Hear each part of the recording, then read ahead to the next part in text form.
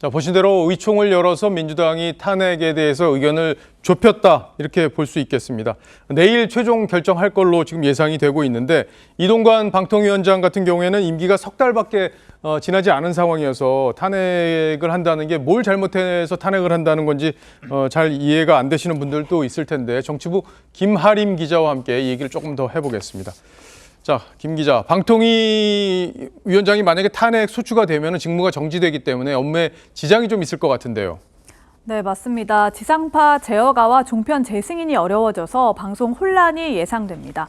행안부는 이상민 장관 빈자리를 한창섭 차관이 대신했었는데요. 방통위의 경우에 주요 사안을 의결로 처리하는 합의제 기구여서 사정이 좀 다릅니다. 방통위법상 회의는 제적 과반수의 찬성으로 의결을 해야 하는데요. 과반수 해석이 좀 다를 수 있긴 한데 이동관 위원장과 이상인 부위원장 2명, 이 2인 체제에서 이상인 부위원장 1인 체제로 가게 되면 혼자 안건을 의결을 해야 되는데 이렇게 되면 법 위반 소지가 있기 때문입니다. 사실상 식물 방통위가 되는 셈입니다. 예, 주요 현안들, 방통위의 현안들 정리를 해볼까요? 네, 방통위는 당장 오늘로 예정돼 있었던 회의를 취소를 했는데요. 11월 30일 유효 기간이 끝나는 MBN 재승인 여부를 심의 의결할 예정이었습니다. 여기 보시다시피 올해 말과 내년 초까지 방송사업자 제허가 그리고 재승인 계획이 굉장히 많이 잡혀 있는데요. 이렇게 몰려있는 심사까지 줄줄이 차질이 예상이 됩니다. 유효 기간까지 재승인이 안 나면요, 방송국 이 140여 곳은 방송을 중단하거나 불법으로 방송을 할 수밖에 없는 상황입니다. 예, 뭐 자칫하면 이 시청자들이 좀 피해를 볼 수도 있겠다는 생각이 드네요. 네, 맞습니다.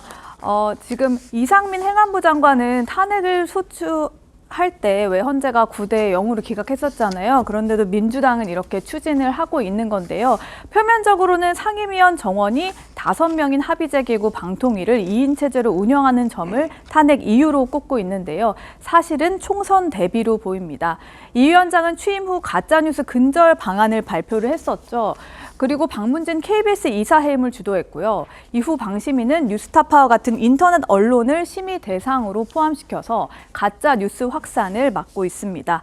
이런 흐름 때문에 민주당은 총선에 미칠 영향을 고심하고 있습니다. 그러니까 탄핵이 헌재에서 기각이 되더라도 심리가 진행되는 동안에는 이동관 방통위원장의 직무가 정지되기 때문에 총선까지 방통위를 마비시킬 수 있다. 이런 계산이 깔려 있을 수도 있다. 이런 거죠. 네, 그렇습니다. 이상민 장관의 경우에 탄핵 소추 의결 167일, 그러니까 약 5달 만에 업무에 복귀를 했습니다. 이동관 위원장 탄핵안이 헌재에서 기각이 되더라도 결과가 나오는 거는 총선 이후쯤이 될 가능성이 높기 때문에 결과가 어떻게 나오든 총선 국면에 이 위원장의 손발을 묶어둘 수가 있습니다.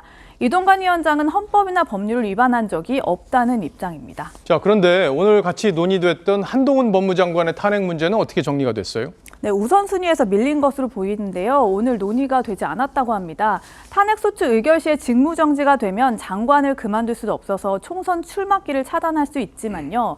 이상민 장관처럼 탄핵안이 기각되면 역풍이 불 수도 있습니다. 예.